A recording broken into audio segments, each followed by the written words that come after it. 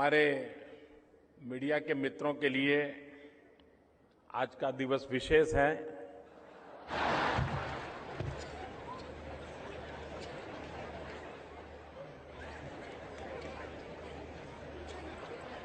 वो खोजेंगे कि मोदी पहले क्या बोले थे, आज क्या बोले।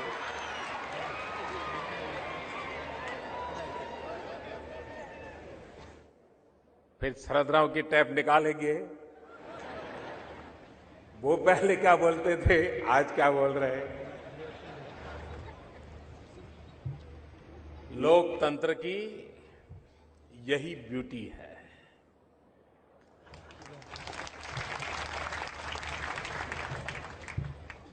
लोकतंत्र दो पटरी पर चलता है। एक पटरी विवाद की होती है तो दूसरी पटरी संवाद की होती है। ये विवाद और संवाद की पटरी पर लोकतंत्र आगे बढ़ता है। हम राजनीति में हैं, अलग अलग दलों में हैं, अलग अलग एजेंडा लेकर के काम कर रहे हैं, लेकिन हम दोनों के लिए दल से बड़ा देश होता है। हम राजनीति में हैं, लेकिन राष्ट्र नीति हमारे लिए सर्वोपरि होती है। और इसलिए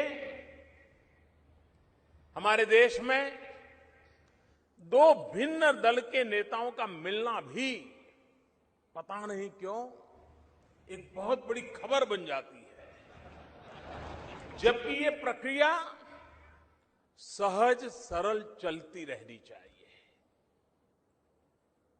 विकास के लिए विचार विमर्श आवश्यक होता है और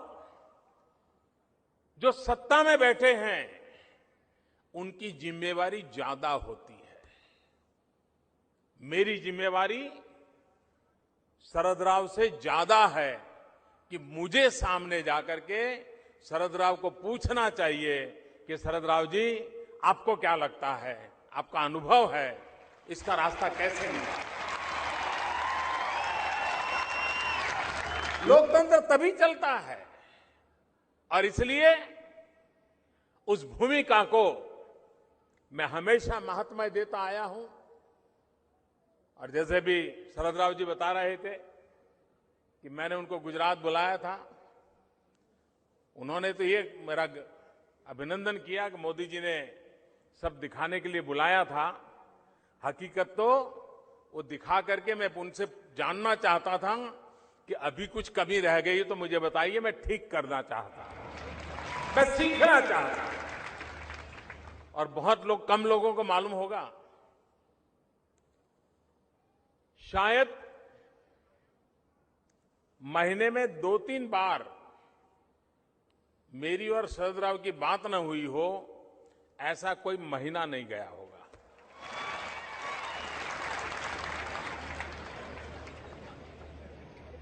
राज्य सरकार में मेरी कठिनाइयां बहुत रहती थी।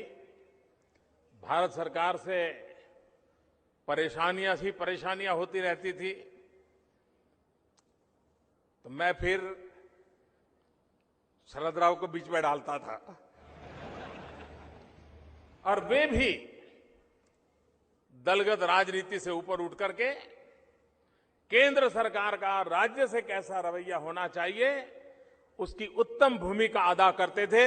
और मैं आज बारामती में उनके उस योगदान के लिए सार्वजनिक रूप से अभिनंदन करना चाहता हूं।